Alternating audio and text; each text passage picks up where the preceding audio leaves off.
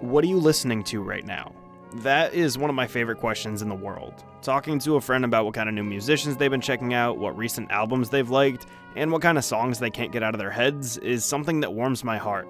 And as someone who tries to keep up with a ton of different genres, smaller bands, popular bands, whatever, I usually try and prioritize what could otherwise be a huge list. So if you asked me right now what I've been listening to, I could give you a ton of different answers.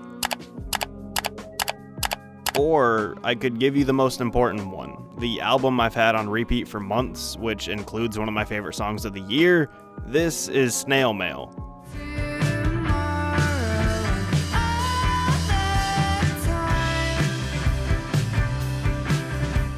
Snail Mail is the solo project of 19-year-old Maryland native Lindsey Jordan. Let's go through a little history of this artist and try to see why Rolling Stone described her latest project as the work of an indie rock prodigy.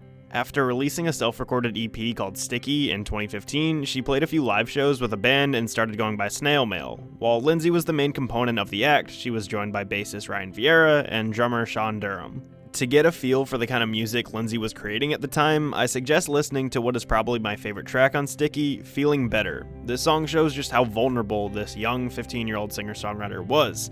Self-doubt, anxiety, and loneliness follow this girl, and the fact that she's willing to open up about it to the world at such a young age gives you a good idea of who she is as an artist. After Snail Mail finished a short DIY kind of tour with no real management, tour buses, or anything, Lindsey released her next EP, Habit, in 2016 through Sister Polygon Records. This 6-song EP started gaining traction on some major music websites across the United States, and soon enough the song Thinning was even featured on Pitchfork's Best New Track series.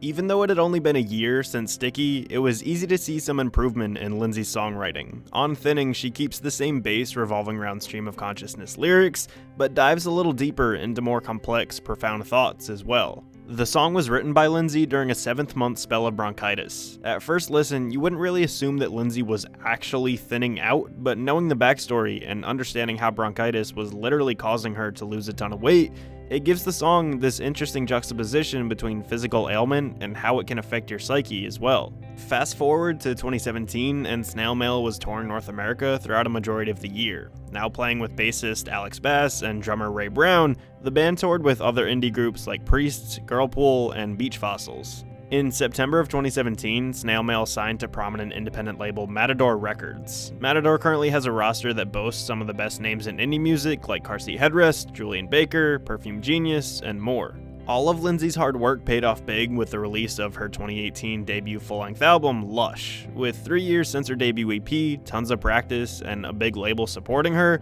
Lush is by far Snail Mail's best release yet.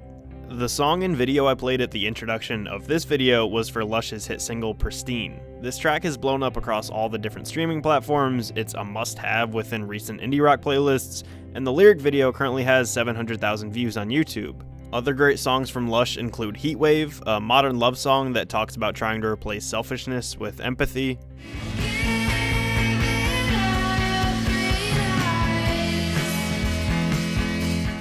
And then another favorite of mine is Stick, a song that was on the Habit EP but was re-recorded for Lindsey's debut album. This song touches on themes of worrying about past mistakes and wondering how they might affect the future.